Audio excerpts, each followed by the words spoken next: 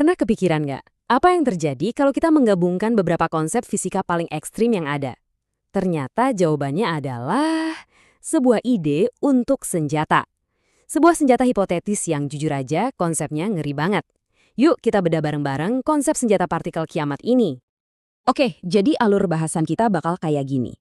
Kita mulai dari pertanyaan fisika yang jadi dasarnya, lalu kita dalami ilmu di baliknya. Dari situ kita lihat gimana konsep ini bisa jadi senjata, sampai ke skenario paling dahsyatnya dengan railgun. Terakhir, kita bakal lihat gimana dampaknya ke seluruh dunia. Oke, semuanya ini dimulai dari sebuah pertanyaan. Bukan sembarang pertanyaan ya, tapi sebuah teka-teki fisika yang kalau dijawab ternyata membuka pintu ke sebuah potensi yang sangat-sangat destruktif. Jadi, pertanyaannya simpel aja. Gimana jadinya kalau seberkas sinar partikel berenergi tinggi ditabrakin sama denyut elektromagnetik atau EMP yang super kuat? Kedengarannya kayak soal ujian fisika kan? Tapi jawabannya?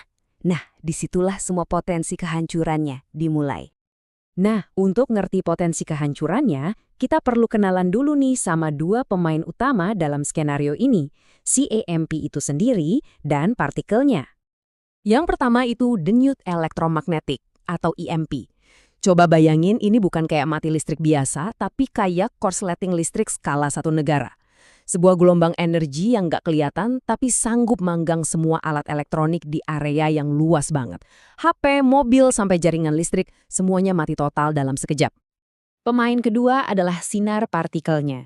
Kita fokus ke sinar beta, yang isinya elektron bermuatan negatif, dan positron, kembaran antimaterinya, yang muatannya positif. Keduanya ini adalah radiasi pengion. Artinya, partikel-partikel super kecil ini punya cukup energi buat nonjok elektron keluar dari atom lain. Disinilah letak sifat merusaknya. Nah, bagian paling menariknya adalah waktu keduanya ketemu. EMP ini bertindak kayak pemukul bisbol magnetik raksasa. Karena muatan mereka berlawanan, EMP ini secara brutal ngehantam elektron ke satu arah dan positron ke arah sebaliknya.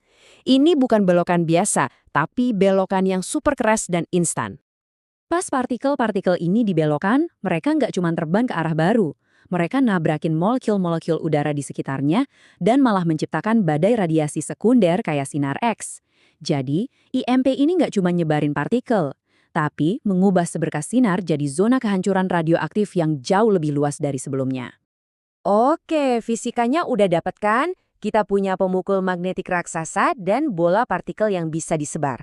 Pertanyaan selanjutnya yang logis adalah, gimana caranya kita bikin ini jadi senjata? Konsep pertamanya sih cukup jelas ya. Ambil aja hulu ledak radioaktif buat jadi sumber partikelnya.